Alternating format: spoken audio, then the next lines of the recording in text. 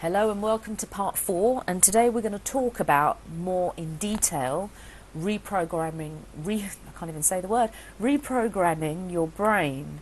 So in part 3, I touched on something, we touched on how to quieten your mind so that you can start diverting your neural pathway. And I may have jumped the gun a little bit in part 3 by talking to you about 1 negative and 3 positive.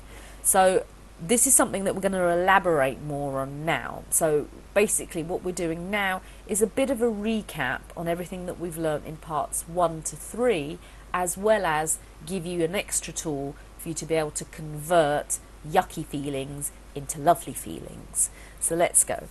So divert your neural pathway.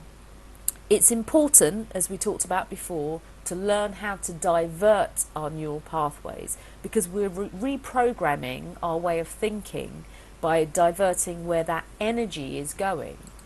So as soon as you get an unresourceful, and remember that means something that's not good for us, so when we get an unresourceful thought, that is when we need to learn to go, do you know what, this isn't good for me, let me think about something else. Okay, you need to stop it and move it to a more resourceful, good for us thought. So just to show you a visual image, and I'm going to use my little mouse here. If you've got this horrible yucky thought coming through your head, it's going to come in your brain here, and when it gets to about here in your brain, say for example, because you've thought about it and given it a bit of energy, you have a choice. Oh, I've lost my mouse. You have a choice. You can either let that thought carry on going down the rabbit hole or the slippery slope by letting it breed, excuse me, or you can choose to divert its path to a different feeling so that you start feeling differently about the problem.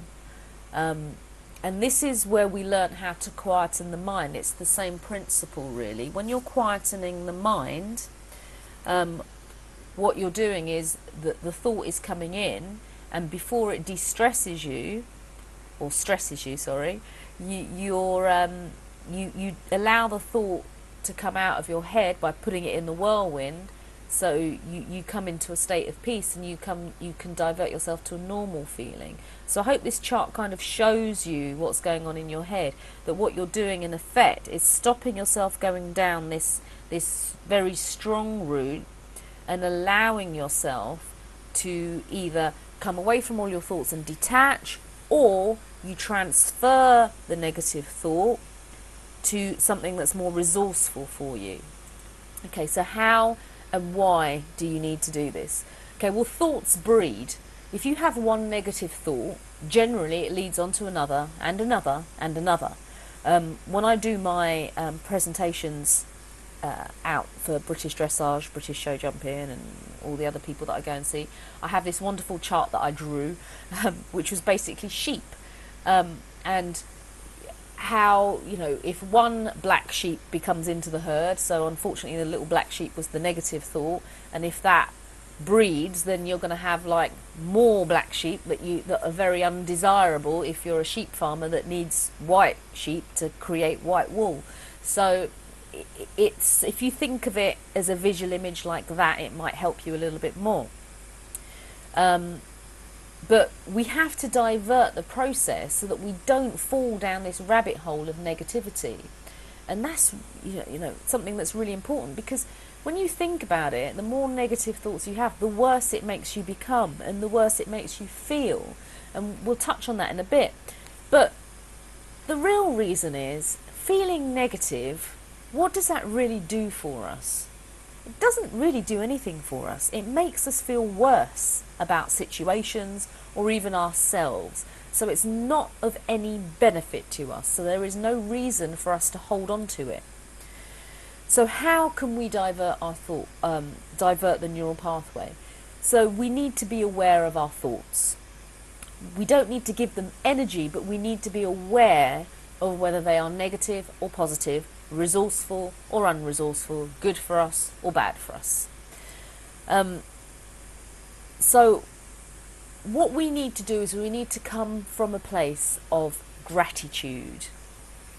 And that might sound very spiritual to some of you, but actually it's more of an energy.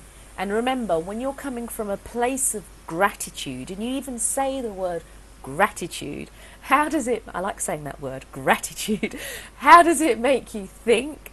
How does it make you feel? And how does it make you behave?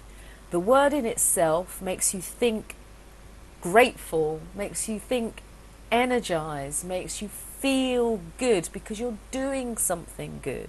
So this is why when you have a negative thought, there's no point in giving it more negative energy by getting annoyed with yourself that you've had a negative thought, because that's just going to take you down the rabbit hole.